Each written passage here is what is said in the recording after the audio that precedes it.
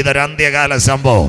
ഒരുവന്റെ കയ്യിലേക്ക് ലോകഭരണം വരാറായി. ഇന്ന് രാത്രി ഇസ്രായേൽ ഒരു കാര്യം ചെയ്യുന്നു. 7 രാഷ്ട്രങ്ങളെ ആക്രമിക്കുന്നു. 1 Hamas, 2 Hezbollah, 3 Jordan, 4 Syria, 5 Yemen, 6 Iran, 7 ഖത്തറിന്റെ മണ്ടയ്ക്ക് അടിച്ചു. നേതാക്കളെല്ലാം മരിച്ചു പോകും. അതാ നടക്കുന്നത്. ഗേറ്റ് തുറന്നു വരും ഗൾഫ് രാജ്യങ്ങൾ.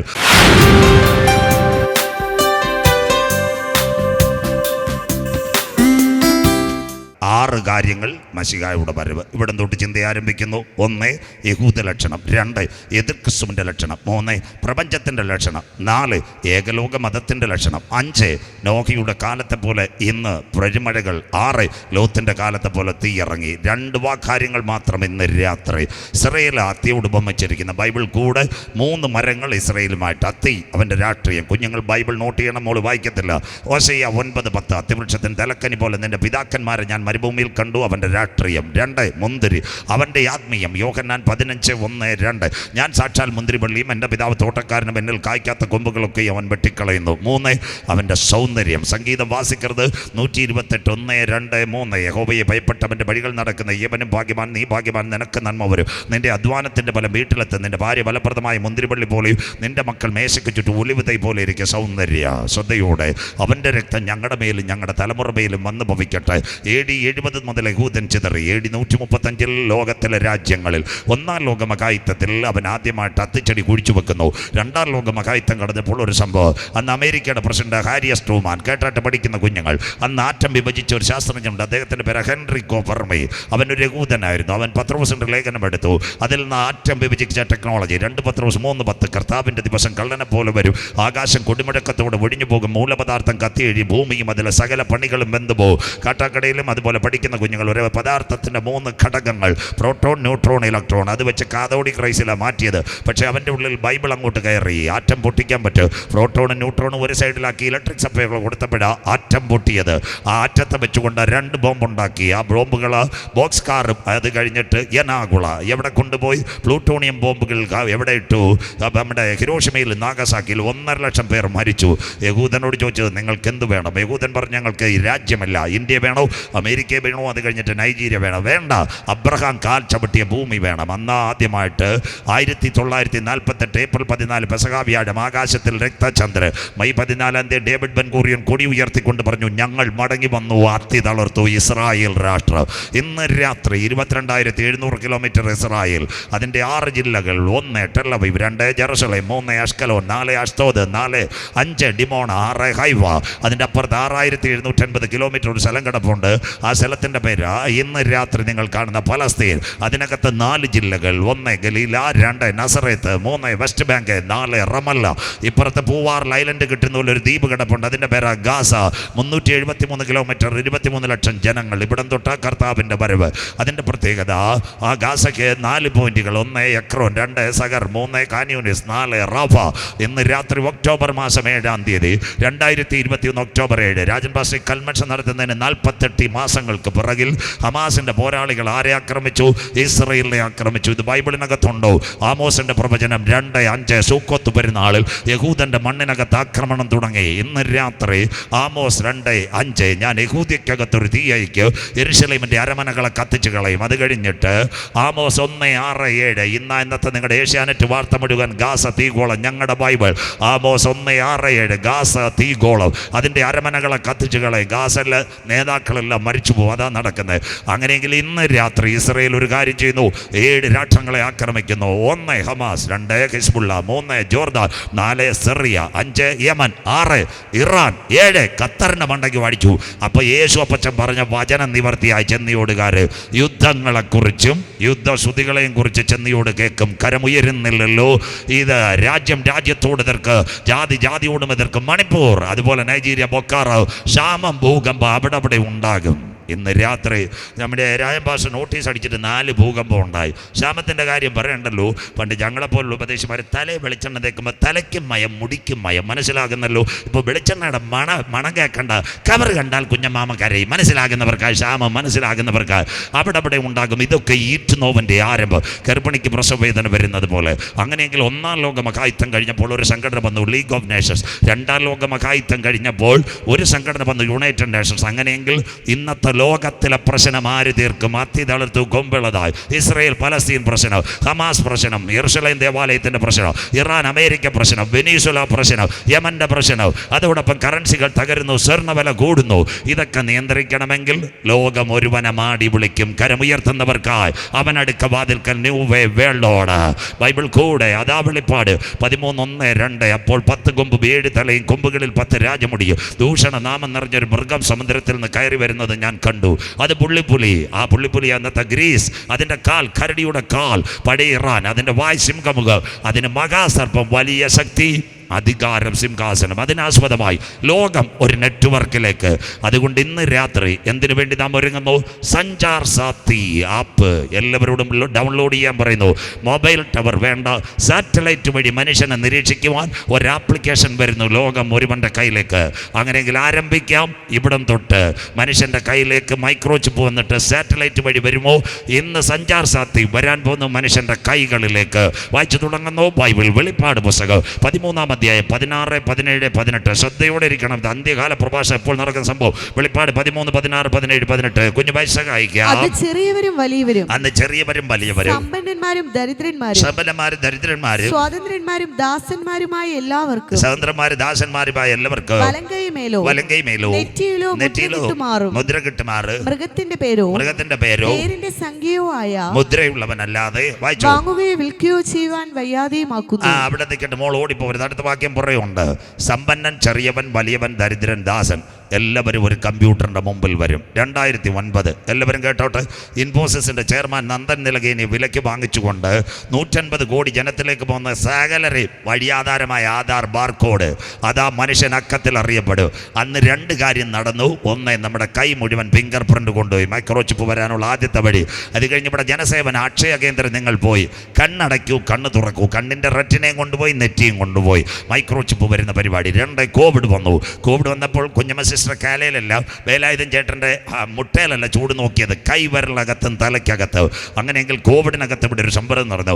36,000 കേസ് വന്നപ്പോൾ ഇവിടുത്തെ വീണ ജോർജ് എന്ന് പറയുന്ന നമ്മുടെ ആഭ്യന്തരമന്ത്രി, നമ്മുടെ ആരോഗ്യമന്ത്രി സഹോദരി വിളിച്ചു പറഞ്ഞു, 2 ഡോസ് വാക്സിൻ എടുത്തവർക്ക് കടയിൽ കയറാം, വണ്ടി കയറാം, ബാങ്കിൽ കയറാം.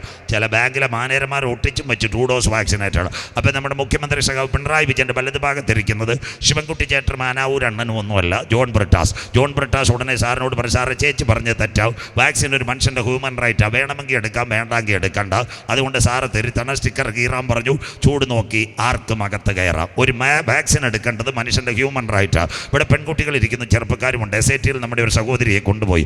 അവർ കൊണ്ടുചെന്നപ്പോൾ ആദ്യം പറഞ്ഞു സുഖപ്രസവമായിരിക്കും, കുറച്ച് കഴിഞ്ഞപ്പോൾ പറഞ്ഞ് ടൈറ്റാ സിസേറിയൻ വേണത്. ഉടനെ അനസ്തേഷ്യ ഡോക്ടർ ഹേമമാടോ ഷതിമാടോ കൂടെ കത്തിയെടുത്ത് കൊച്ചിൻ്റെ വയറ് വെട്ടത്തില്ല, ഭർത്താവിനെ കൊണ്ട് 3 പേപ്പറിൽ ഒപ്പിടിപ്പിക്കും മനസ്സിലാകുന്നവർക്കായി. സന്തോഷമില്ലല്ലോ, സ്വോത്രം. അല്ല, സർജറി ചെയ്യത്തില്ല. നിങ്ങളുടെ ഭാര്യയുടെ ശരീരത്തെ അനസ്തേഷ്യ കൊടുക്കണം, തയ്യാറാണോ?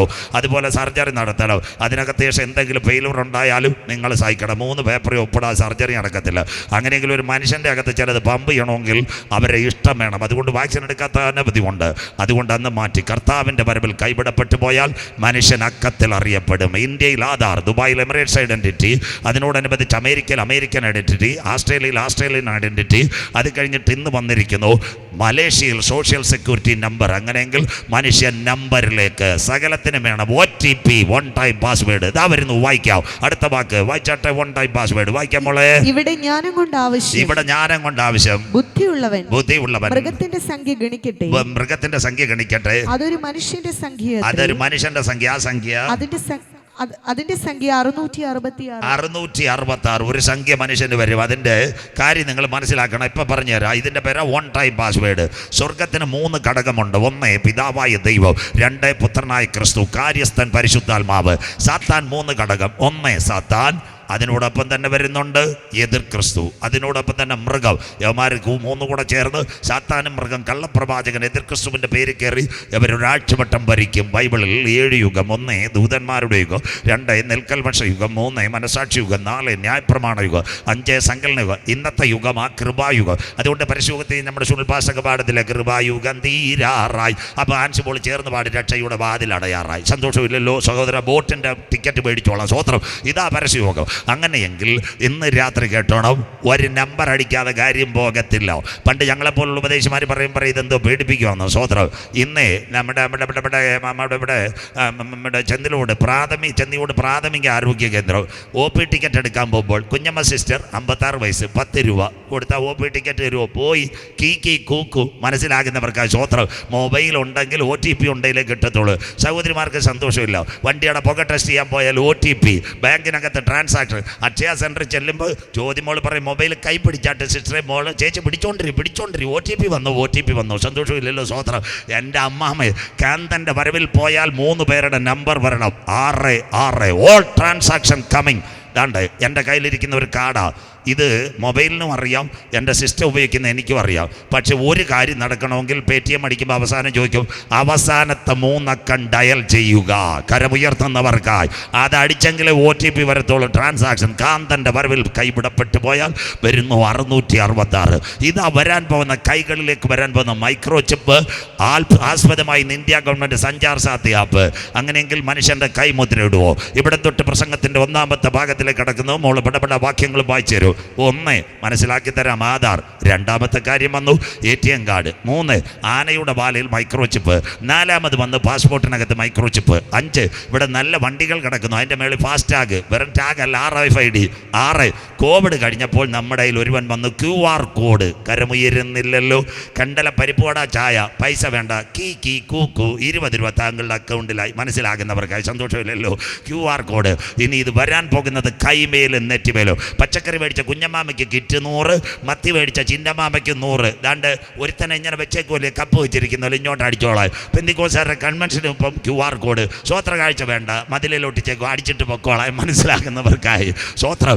ഇതെല്ലാം ഒരുവന്റെ കയ്യിലേക്ക് വരാൻ പോകുന്ന അന്ത്യകാലം. അങ്ങനെയെങ്കിൽ മനുഷ്യൻ കൈമുദ്രയിടും. ആധാറിന് വേണ്ടി കൈമുദ്രയിട്ടു, കുഞ്ഞുങ്ങൾ കൈമുദ്രയിട്ടു, പെൻഷന് വേണ്ടി കൈമുദ്രയിടും. ബൈബിളിനകത്തുണ്ട് മനുഷ്യൻ കൈമുദ്രയിടും. പഠിക്കുന്ന കുഞ്ഞുങ്ങൾ ഇതിൻ്റെ പേര് human tracking supplemental implanting technology coming. ഇയ്യോബിനകത്ത് വായിക്കാം, മനുഷ്യൻ കൈമുദ്ര ഇടുവോ? ഇയ്യോബിന്റെ പുസ്തകം 37:7. എല്ലാവരും എടുത്താട്ടെ. ഇതാ കൈമുദ്രയിട്ടെല്ലാം ട്രാൻസാക്ഷൻ വരും. വായിക്കാം മോള്. ഇയ്യോബ് 37:7 വായിച്ചാട്ടെ. ഇയ്യോബിന്റെ പുസ്തകം 37-ാം അധ്യായം അതിന്റെ 7-ാമത്തെ വാക്യം. താൻ സൃഷ്ടിച്ച മനുഷ്യനൊക്കെ അറിവാൻ തക്കവണ്ണം അവൻ സകല മനുഷ്യരുടെ കൈ മുദ്രയിടുന്നു. കരമുയരുന്നില്ലല്ലോ. 2 വയസ്സുള്ള കുഞ്ഞു മുതൽ. അയ്യോ, ആധാർ കൊടുത്താൽ രാജി ബ്രദർ എന്തിനും ആധാർ വന്നപ്പോൾ പറഞ്ഞ് വേണമെങ്കിൽ എടുത്താൽ മതി. സന്തോഷമില്ലല്ലോ. സന്ദീപ് പാസ് വന്നപ്പോൾ പറഞ്ഞ് വേണമെങ്കിൽ എടുത്താൽ മതി. ഇപ്പം സ്കൂളിൽ പോകാൻ ആധാർ, റേഷൻ കാർഡ് ആധാർ, അത് കഴിഞ്ഞിട്ട് passport Aadhaar, driving licence Aadhaar, bank account Aadhaar, കൃഷിയുടെ സബ്സിഡി ആധാർ, പ്രമാണം എഴുതാൻ നേരവും ആധാർ. അത് കഴിഞ്ഞിട്ട് സന്തോഷമില്ല, അപ്പച്ചൻ മരിച്ചാലും ആധാറില്ലാതെ കിട്ടത്തില്ല. സന്തോഷമില്ലല്ലോ. സ്വോത്രം. ആധാർ കട്ടാകുന്നതോടുകൂടി നമ്മുടെ പൗരത്വവും തീരുക. ഇന്ന് രാത്രി അത് പറഞ്ഞു തരാം സ്വോത്രം. അത് മലയാളിയെ ഉദ്ദേശിച്ച അപ്പച്ചനും അമ്മച്ചിയും മരിച്ചാൽ നമ്മൾ നമ്മുടെ കണ്ടല പഞ്ചായത്തിൽ ചെന്നാലും അല്ലെങ്കിൽ ഇപ്പം കാട്ടാക്കട ഗ്രാമപഞ്ചായത്തിൽ ചെന്നാലും സെക്രട്ടറി ആദ്യം ചോദിക്കും ആധാർ കൊണ്ടുവരാൻ. നമ്മൾ ചിലപ്പോൾ അപ്പച്ചൻ മരിച്ച 1 വർഷം അപ്പച്ചനെ ജീവിക്കും. സന്തോഷമില്ലല്ലോ. സഹകരണ ബാങ്കിൽ ഇത് പെൻഷൻ മേടിച്ചുകൊണ്ടിരിക്കും. വരുന്നവന് 100 രൂപയും കൊടുക്കുമ്പോൾ മൊബൈൽ ചാർജ് ചെയ്തോളാം. മനസ്സിലാകുന്നവർക്കായി ഇത് കർത്താവ് ഇത് ഇവിടുത്തെ സയൻറ്റിഫിക് ആൾക്കാർ അറിഞ്ഞുകൊണ്ടാണ്. ഇത് മേടിക്കുമ്പോൾ എല്ലാം കട്ടാവും, റേഷൻ കാർഡും എല്ലാം കൂടെ കട്ടാവും. വഴിയാധാരമായ ആധാർ അവിടെ നിൽക്കട്ടെ. താൻ സൃഷ്ടിച്ച മനുഷ്യനൊക്കെ എന്നറിയാൻ അവൻ കൈമുദ്രയിടുന്നു. ഇതാ ഞങ്ങളുടെ ബൈബിൾ. ആരാ ഇയ്യോബ്? എല്ലാവരും കേട്ടോട്. മനസാക്ഷി യുഗത്തിനകത്ത് ഊസ്ദേശത്ത് സുന്ദരനായ ഒരു പുരുഷനുണ്ടായിരുന്നു. ആടുമാടുകൾ, ഭാര്യ, 10 മക്കൾ. സാത്താൻ സന്ദർശിച്ചു. ആടുമാടുകൾ പോയി, 10 മക്കളും പോയി. എല്ലാം നഷ്ടപ്പെട്ടു. ആ സമയത്ത് സാത്താൻ മേളിലോട്ട് ചെന്നു. അപ്പോൾ സ്വർഗം ചോദിച്ചു, ഇവിടെ വിഴിഞ്ഞം ടെർമിനൽ വന്നോ, അല്ലെങ്കിൽ തിരുവനന്തപുരം എയർപോർട്ടിൽ ഹാങ്ങറിംഗ് യൂണിറ്റ് വന്നോ, മാർത്താണ്ഡത്ത് ബ്രിഡ്ജ് വന്നോ എന്നല്ല ചോദിച്ചത്. എൻ്റെ ഭക്തനായ ഇയ്യോബിൻ്റെ മേൽ കണ്ണുവെച്ചുവോ? കരമുയരുന്നില്ലല്ലോ. ഇന്ന് രാത്രി ഇയ്യോബ് സഭയുടെ പ്രസിഡന്റ് അല്ലായിരുന്നു, സെക്രട്ടറി അല്ലായിരുന്നു, കൺവെൻഷൻ പ്രാസംഗികനല്ലായിരുന്നു. ഇന്ന് രാത്രി കേൾക്കുന്ന മക്കളോട് അവന് വലിയ ഡോക്ടറേറ്റുള്ള PhD ഇല്ല. അവനെ ദൈവം ചോദിക്കുവാനൊരു കാര്യം, അവൻ മുട്ടുമടക്കി കരയുന്നവനാ. അപ്പച്ചാമ്മച്ചി ഇന്ന് രാത്രി വചനം കേൾക്കാട്ട്. പ്രസംഗിക്കുന്നവന് ലോകം മുഴുവൻ അറിയും, സ്റ്റേജിൽ പാടുന്നവരെ ലോകം മുഴുവൻ അറിയും, സഭാ സംഘടന നേതാക്കളെ ലോകം മുഴുവൻ അറിയും. എന്നാൽ ഇന്ന് രാത്രിയുടെ യാമങ്ങളിൽ നിന്റെ പായ്ക്കകത്ത് കരയുന്നവനെ അറിയുന്നവനാ സ്വർഗത്തിലെ ദൈവം. കരമടിച്ച് ഇന്ന് രാത്രി ഇവിടെ പേരുള്ള പലരും അവിടെ പേര് കാണത്തില്ല. അമ്മച്ചി അപ്പച്ച രാത്രിയുടെ യാമത്തിനകത്ത് പുൽപ്പായിൽ കരയുന്നവന്റെ പേരറിയുന്നവനാ സ്വർഗത്തിലെ ദൈവം. സ്വോത്രം. എൻ്റെ ഭക്തനായ ഇയ്യോബ് ഇയ്യോബിന്റെ പ്രത്യേകത എന്തായിരുന്നു? രണ്ട് കാര്യം കൂടെ, മരണാനന്തര ജീവിതം. വീണ്ടും സയൻസിലേക്ക് പോവാം. ഇയ്യോബിന്റെ പ്രത്യേകത എന്തായിരുന്നു? പറഞ്ഞു തരാം. ഇയ്യോബിന് ഇപ്പോൾ ആദ്യം കൈകാലുകളൊക്കെ ഷുഗറായി, വിരലൊക്കെ മുറിച്ച് ആകെ ഇത്തിരി പ്രശ്നമായി. അപ്പോൾ ഇയ്യോബിൻ്റെ സൗണ്ട് സിസ്റ്റമൊക്കെ അമ്മമ്മ വിറ്റ് കാശ് മേടിച്ചു. ഇയ്യോബ് തീരാറായി. ഇയ്യോബിനെ എവിടെ? കളിയിൽ കൊണ്ട് കിടത്തി ആരോ റൂട്ടിൻ്റെ ബിസ്ക്കറ്റും കട്ടനും ചായും. ഇയ്യോബിൻ്റെ രണ്ട് കൂട്ടുവേലക്കാർ എലിഫസും ബിന്ദാദും, അവർക്ക് അൽബകാമം കുഴിമന്തി. മനസ്സിലാകുന്നവർക്കായി സന്തോഷമില്ലല്ലോ. അവർ പറഞ്ഞ് നമ്മുടെ യോഗമൊക്കെ അവസാനിപ്പിക്കാം. അപ്പോൾ ഇയ്യോബ് പറഞ്ഞു, ഇനി ഞാൻ പുസ്തകം എടുക്കാൻ പോയില്ലല്ലോ, ഇവിടെ ഇരുന്ന് പ്രാർത്ഥിക്കുമെന്ന്. അപ്പോൾ അവർ ചോദിച്ച്, കർത്താവ് ഇതുവരെയും വിളി കേട്ടില്ലെന്നോ? ഇയ്യോബ് പറഞ്ഞു, അവൻ എന്നെ കൊന്നാലും അന്ത്യം വരെ ഞാൻ അവന് വേണ്ടി കാത്തിരിക്കും. കരമുയർത്തുന്നവർക്കായി. അതാ ഒരു ഭക്തന്റെ പ്രത്യാശ, മരണാനന്തര ജീവിതം. ഇയ്യോബ് വീണ്ടും വിളിച്ചു പറഞ്ഞു, ബൈബിൾ കൂടെ ഇയ്യോബ് 19:25, എന്നെ വീണ്ടെടുക്കുന്നവൻ ഒരുവൻ പൊടിമേൽ നിൽക്കും, അവൻ മടങ്ങി വരും. ഇതാ ദൈവസഭയുടെ പ്രത്യാശ. അങ്ങനെയെങ്കിൽ മരണാനന്തര ജീവിതമുണ്ടോ? 2 മിനിറ്റ് പോയിട്ട് നമുക്ക് ഇന്റർനെറ്റിലേക്ക് മടങ്ങി വരാം. എന്താ മരണാനന്തര ജീവിതം? ബഥാനിയിൽ ഒരു ഭവനം ഉണ്ടായിരുന്നു, ലാസറിന്റെ ഭവനം. സന്തോഷമില്ലല്ലോ. അവിടെ 3 അംഗങ്ങൾ. മാർത്ത ചേച്ചി കാപ്പിയിടും, മറിയ ചേച്ചി നോട്ട് എഴുതും, ലാസർ പോസ്റ്റർ ഒട്ടിക്കും. കരമുയരുന്നില്ല. മനസ്സിലാക്കുന്നവർക്ക് ഇതായിരുന്നു ലാസറിന്റെ ഭവനം. യേശു ഒരു ബൈബിൾ സ്കൂളെല്ലാം നടത്തി. അങ്ങനെ BTH ബിരുദമൊക്കെ കൊടുത്ത് കണ്ണമൂല സെമിനാരിയുടെ കണക്ക് യേശു പോയി. ലാസറിന് 1 ഷുഗർ കൂടി, കാല് മുറിച്ചു. 2 ബൈപ്പാസ് അനന്തപുരി പോയി ചെയ്തു. 3 ഇപ്പം ക്യാൻസറിന് കീമോയും കൊടുത്ത് പാലിയേറ്റീവ് സ്റ്റേജിലാണ്. RCCക്കാർ പറഞ്ഞു വീട്ടിൽ കൊണ്ടിട്ടേക്കാൻ. ഉടനെ പാലിയേറ്റീവ് കെയറുകാർ വരും, ഇടയ്ക്ക് ഗുളിക കൊടുക്കും, തുള്ളി വെള്ളം വെച്ചിട്ട് തൊണ്ടയ്ക്ക് കൊടുക്കും. ഉടനെ 6 മണിക്കൂർ കഴിയുമ്പോൾ ലാസർ പിന്നെ ഉറക്കം വിടും. ചോദിക്കും, കാരക്കോണത്ത് നിന്ന് കുഞ്ഞമ്മ വന്നോ എന്നല്ല ചോദിക്കുന്നത്, യേശു വന്നോന്നു. സന്തോഷമില്ലല്ലോ. മനസ്സിലാകുന്നവർക്ക് ആ സ്വത്രം. അവർ സഹോദരിമാർ അവനെ തടവിട്ട് പറഞ്ഞു, മോനെ വരും. എന്തായാലും യേശു വന്നില്ല. നാട്ടുകാരെന്തെല്ലാം പറഞ്ഞു, എവിടെ യേശു ഇവിടുന്ന് പുഴുക്കം ചെയ്ത് തിന്നതാ, മത്തി തിന്നതാ, അച്ചാറ് കൊണ്ടുപോയതാന്നൊക്കെ പറഞ്ഞു. സ്വത്രം എല്ലാം കൂടെ ഇവനെ കൊണ്ട് എവിടെ അടക്കി? നല്ല സുന്ദരമായിട്ട് കൊണ്ടുപോയി കല്ലറയെ കൊണ്ടുപോയി ശീല കൊണ്ടടക്കി. 1-ാം ദിവസം യേശു വന്നില്ല, 2-ാം ദിവസം യേശു വന്നില്ല, 3-ാം ദിവസം യേശു വന്നില്ല. ഇത് ചെന്നിയോട് കാര്യം കേൾക്കണേ. 3 ദിവസം യേശു വരാത്ത കാര്യം, യഹൂദനൊരു പരിപാടിയുണ്ട്. 3 ദിവസം കല്ലറയുടെ ചുറ്റും ആത്മാവ് നിന്ന് കറങ്ങുമെന്ന്. യേശു അങ്ങാനും 1-2 വരണം. ലാസറേന്ന് വിളിച്ച് ആത്മാവ് കയറ്റിയ പരീക്ഷന്മാർ പറയും, ആത്മാവ് ഇവിടെ ഉണ്ടായിരുന്നു, യേശു പറങ്കാവ് പോലെ അകത്ത് കയറ്റി ഇപ്പോൾ എഴുന്നേറ്റെന്ന്. മനസ്സിലാകുന്നവർക്കായി 1-ാം ദിവസം വന്നില്ല, 2-ാം ദിവസം വന്നില്ല, 3-ാം ദിവസം വന്നില്ല, 4-ാം ദിവസം. നമ്മുടെ ചെന്നിയോട്ട കാര്യം പറയാന്ന്, അപ്പച്ചൻ മരിച്ച് 4 കൊല്ലമായി. ഇപ്പോഴും കല്ലറയുടെ അടുത്തൂടെ പാത്ത ആൾക്കാരുണ്ട്. സന്തോഷമില്ലല്ലോ, അപ്പച്ചൻ അവിടെ ഉണ്ടെന്ന് പറഞ്ഞ്. മനസ്സിലാകുന്നവർക്കായി അപ്പച്ചനങ്ങ് അവിടെ ഇല്ല.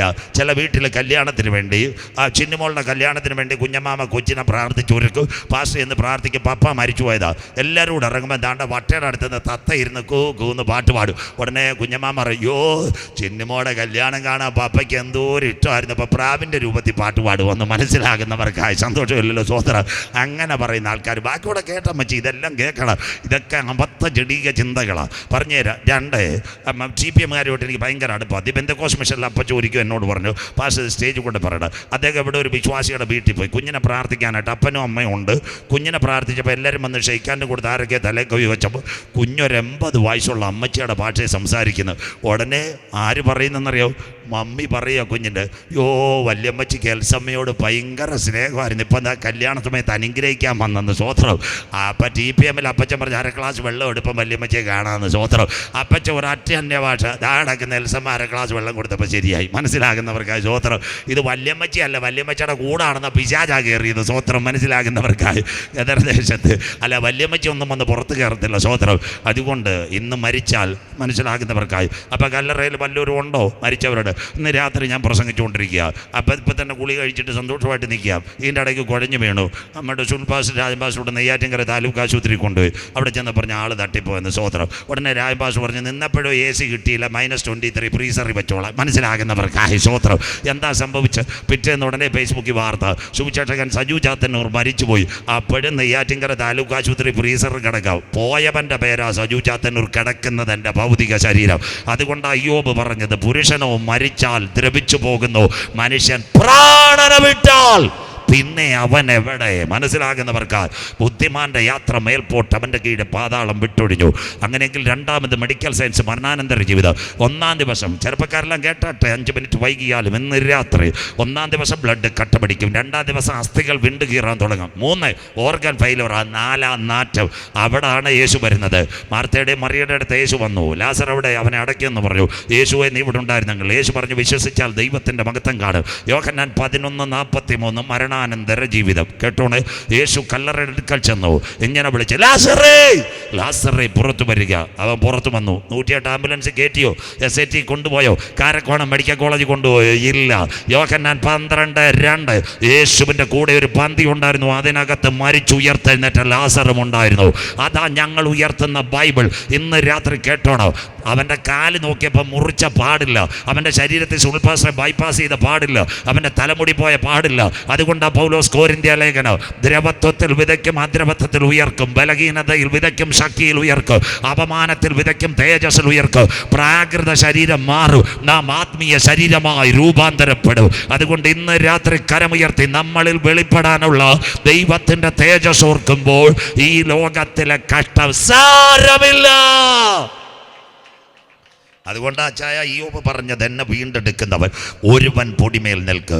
അങ്ങനെയെങ്കിൽ 2019 കോവിഡ് വന്നപ്പോൾ ഇസ്രയേലിൻ്റെ പ്രധാനമന്ത്രി, എല്ലാവരും കേട്ടാട്ടെ, ഒന്നാമത്തെ ഇടവേളയിലേക്ക് വന്നു. ഇസ്രയേലിൻ്റെ പ്രധാനമന്ത്രി പറഞ്ഞു, ഞാൻ മനുഷ്യൻ്റെ കയ്യിൽ ചിപ്പ് കൊടുക്കാം. കേട്ടാട്ടെ, അദ്ദേഹം പറഞ്ഞ 2 ഓപ്ഷൻസ്. ഒന്ന്, വലിയ വ്യക്തികളുടെ കയ്യിൽ ഹൈഷാൻ കൊടുക്കാം, അത് കഴിഞ്ഞിട്ട് കുഞ്ഞുങ്ങളുടെ പേരിൽ ഷാബ് കൊടുക്കാം. യഹൂദൻ ചിപ്പ് വെക്കത്തില്ല. ഒന്നാമത്തെ കാര്യം.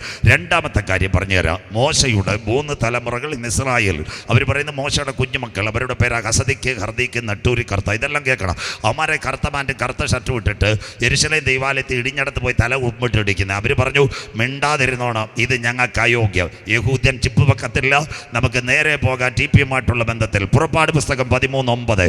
ഏറ്റവും വലിയ 3 കമ്പ്യൂട്ടർ കമ്പനികൾ ഇന്ന് ഇസ്രായേലിൽ, IBM, മൈക്രോസോഫ്റ്റ്, ഇന്റൽ. പക്ഷേ ഒറ്റ യഹൂദന് ചിപ്പ് വെക്കത്തില്ല. എന്തുകൊണ്ട് യഹൂദൻ ചിപ്പ് വെക്കത്തില്ല? പുറപ്പാട് പുസ്തകം 13-ാം അധ്യായം 9-ാമത്തെ വാക്യം കുഞ്ഞൊന്ന് വായിച്ച് സഹായിച്ചാട്ടെ. പുറപ്പാട് 13:9. യഹോവയുടെ ന്യായപ്രമാണം നിന്റെ വായിൽ ഉണ്ടായിരിക്കേണ്ടതിന് ഇത് നിനക്ക് നിന്റെ കൈമേൽ അടയാളമായും, കൈകൾ മേൽ അടയാളമായും, നിന്റെ കണ്ണുകളുടെ നടുവിൽ ജ്ഞാപക ലക്ഷ്യമായും ഇരിക്കണം. മതി മക്കളെ, ഇതാ കണ്ടോ, ആന്റിക്രൈസ്റ്റ് വരും. യഹൂദന്റെ കയ്യിലാണ് ഈ വചന, യൂദ്ഹേ വൗഹേ, അവന്റെ തലയിലും കെട്ടിവെച്ചിരിക്കുക പത്തിക്കകത്ത്. ഇത് 2 ഇളക്കിയിട്ട് മൈക്രോ ചിപ്പ് കൊണ്ടുവരും. അതുകൊണ്ട് യേശു പറഞ്ഞു, ഞാൻ പിതാവിന്റെ നാമത്തിൽ വന്നു. കരമുയരുന്നില്ലല്ലോ, നിങ്ങൾ എന്നെ കൈക്കൊണ്ടില്ല. മറ്റൊരുവൻ സ്വന്തം നാമത്തിൽ വരും, അവനെ നിങ്ങൾ കൈക്കൊള്ളും. അത്തി തളുത്തു, കൊമ്പിളതായി വേനലെടുത്തു. 2, എന്തുകൊണ്ട് യഹൂദൻ മൈക്രോ ചിപ്പ് വെക്കത്തില്ല? ലോകത്ത് ഒറ്റ യഹൂദനും വെക്കത്തില്ല. കൈക്കകത്ത് മാർക്ക. വായിക്കാം. ലേവ്യ പുസ്തകം 13:28. ഒന്നാമത്തെ ഇടവേളയിലേക്ക് പോകാം. ലേവ്യ പുസ്തകം 13:28. യഹൂദൻ വായിച്ചാട്ടെ. പുള്ളി തൊക്കിന്മേൽ പറക്കാതെ. വായിച്ചു. എന്നാൽ പുള്ളി തൊക്കിന്മേൽ പറക്കാതെ കൈയുടെ തൊലിക്കകത്ത് പുള്ളി കണ്ടാൽ അവൻ ശപിക്കപ്പെട്ടവനാ. വായിച്ചാട്ടെ. കണ്ട നിലയിൽ തന്നെ നിൽക്കുകയും നിറം മങ്ങിയിരിക്കുകയും ചെയ്താൽ അത് തീപ്പൊള്ളലിന്റെ തിണർപ്പാകുന്നു. പുരോഹിതൻ അവനെ ശുദ്ധിയുള്ളവനെന്ന് വിധിക്കും. അവനെ പാളയത്തിനകത്ത് കെട്ടത്തില്ല. മോശയുടെ ന്യായപ്രമാണം ഇരിക്കുന്നതുകൊണ്ട് ആ ദൈവദാസന്മാരെ ഇത്രയും ടെക്നോളജിയുള്ള യഹൂദൻ കൈക്കകത്ത് ചിപ്പ് വെക്കത്തില്ല. ഇനിയുള്ള കാര്യം, കർത്താവിന്റെ വരവിൽ കൈവിടപ്പെട്ടു പോയാൽ എതിർ ക്രിസ്തു വെള്ളക്കുതിരയുടെ പുറമോടിയായിട്ട് വരും. നാളെ ബാക്കി കണ്ടലയിൽ പ്രസംഗിക്കും. അങ്ങനെയെങ്കിൽ എതിർ ക്രിസ്തു വെള്ളക്കുതിരയുടെ പുറമോടിയായിട്ട് വന്നിട്ട് യഹൂദന്റെ കൈമേലും നെറ്റിമേലും ചിപ്പ് ഏൽപ്പിക്കാൻ ശ്രമിക്കും. യഹൂദന്റെ കയ്യിലിരിക്കുന്നത് മോശയുടെ പഞ്ചൈക ഗ്രന്ഥങ്ങൾ, ഉൽപ്പത്തി, പുറപ്പാട്, ആവർത്തനം, സംഖ്യ, ലേവ്യ. അവൻ വാക്യം എടുത്തിട്ട് പറയും, ഞങ്ങളിത് വെക്കത്തില്ല. അന്ന് എതിർ ക്രിസ്തുവിൻ്റെ പട്ടാളക്കാർ ആരാ? IS. നെയ്യാറ്റിൻകരയിൽ നിന്ന് ആട്ടോയ്ക്കകത്ത് 2 ചെറുപ്പക്കാർ പോയി.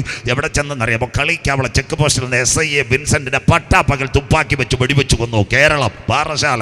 മനസ്സിലാകുന്നവർക്ക് എതിർ ക്രിസ്തുവിൻ്റെ പട്ടാളക്കാർ എന്ത് ചെയ്യുന്നറിയോ? യഹൂദന്റെ തലയറത്ത് രക്തം താഴെ വീഴും, മൈക്രോ ചിപ്പ് വെക്കാത്തവര്. അതുകൊണ്ട് യേശു പറഞ്ഞു, യെരൂശലേമേ, കോഴി തൻ്റെ കുഞ്ഞിനെ ചിറകിൽ മറച്ച് കാക്കുന്നത് പോലെ. കരമുയരുന്നില്ലല്ലോ, നിന്റെ മക്കളെ മറച്ച് കാക്ക. എനിക്ക് എത്ര വട്ടം മനസ്സായിരുന്നു, നിനക്കോ മനസ്സായില്ല. അതുകൊണ്ട് യഹൂദന്റെ തലയറത്ത് താഴെ വീഴും, മൈക്രോ ചിപ്പ് വെക്കാത്തവര്. എന്നാൽ യഹൂദന്റെ തലയറത്ത് രക്തം താഴെ വീഴുന്നതിന് മുമ്പ് മറ്റൊരു രക്തം മധ്യാകാശത്തിൽ. ഇതാ ഞങ്ങളുടെ സുവിശേഷ പ്രസംഗം. ഏലീ ഏലീ ലമ്മാ ശബത്താനി, എൻ്റെ ദൈവമേ നീ എന്നെ കൈവിട്ടതെന്ന്. ഭാഷാൻ കൂറ്റന്മാർ എന്നെ വളഞ്ഞു, നായ്ക്കൾ എനിക്ക് ചുറ്റും ഓലിയിട്ടു.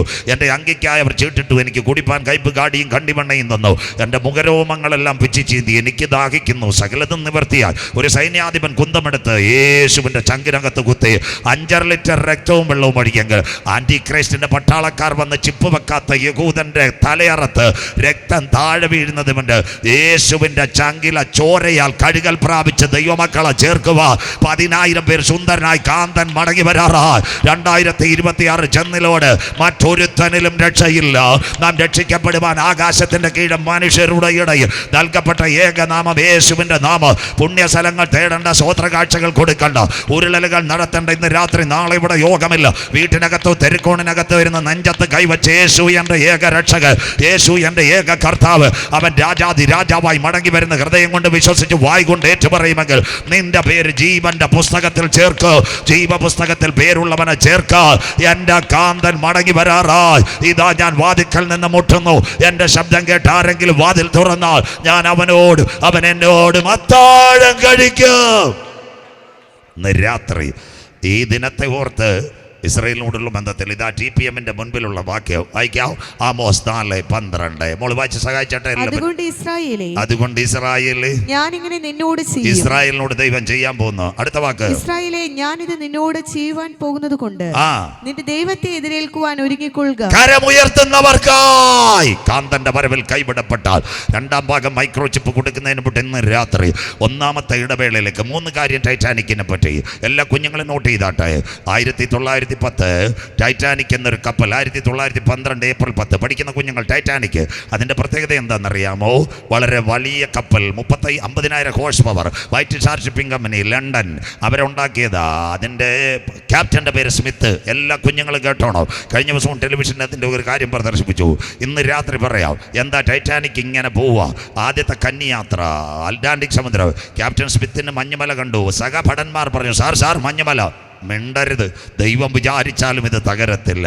ആദ്യ രാത്രിയിൽ 2221 കിലോമീറ്റർ 3500 പേരുമായി സതാംപ്ടണിലേക്ക് ന്യൂയോർക്കിലേക്ക് പോയ ഷിപ്പ് മഞ്ഞുമലയിൽ ഇടിച്ച് തകർന്നു. അവിടെ ഒരു സംഭവം നടക്കുന്നത്. ഷിപ്പ് ഇടിച്ച് തകരുന്നതിന് മുമ്പ് മുന്നറിയിപ്പുകൾ പലതും മുഖമണിച്ചു. ഷിപ്പ് ഇടിച്ച് തകരുന്നതിന് മുമ്പ് ഒരു സംഭവം നിങ്ങളോട് പറയാം. ടൈറ്റാനിക് സിനിമയും പറ്റിയും പറഞ്ഞുതരാം. അപ്പോൾ ഈ ഷിപ്പ് കുലുങ്ങാൻ തുടങ്ങിയപ്പോൾ ക്യാപ്റ്റൻ സ്മിത്ത് പറഞ്ഞൊരു കാര്യമുണ്ട്. പെൺകുഞ്ഞുങ്ങളും കുഞ്ഞുങ്ങളും വന്ന് ഡെക്കി കയറണം. നിങ്ങളെ രക്ഷപ്പെടുത്താൻ എന്തെങ്കിലും വഴിയുണ്ടാവും. അന്നേരം ഒരു പെൺകുട്ടി തൻ്റെ പ്രിയപ്പെട്ട ചെറുപ്പക്കാരനെ കെട്ടിപ്പിടിച്ചുകൊണ്ട് നിൽക്കുക. ഇത് കേട്ടോണം, ഇതാ ടൈറ്റാനിക് സിനിമ. അപ്പോൾ കെട്ടിപ്പിടിച്ചുകൊണ്ട് നിൽക്കുക.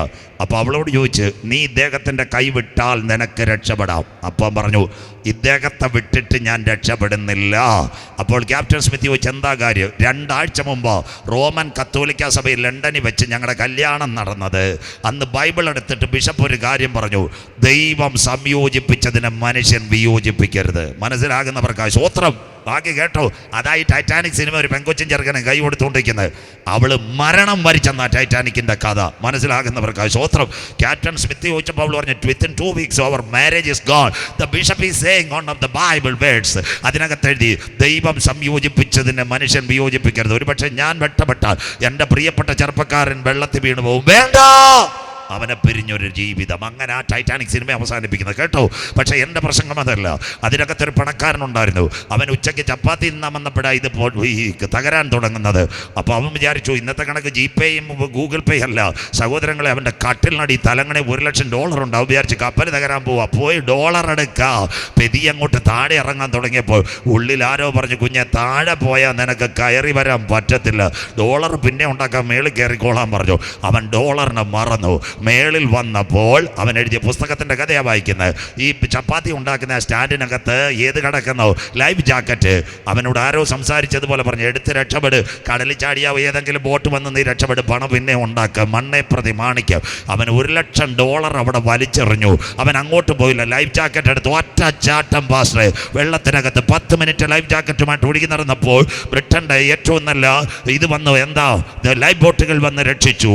അവൻ എഴുതിയ പുസ്തകമാണ് A life jacket giving A second life. ഒരു ലൈഫ് ജാക്കറ്റ് എനിക്ക് രണ്ടാമതൊരു ജന്മം തന്നെങ്കിൽ ഇന്ന് രാത്രി ഞങ്ങൾക്ക് പറയാനുള്ളത്, ഇന്നുള്ള ആകാശവും ഭൂമിയും ദൈവം തീക്കായി സൂക്ഷിക്കുന്നു.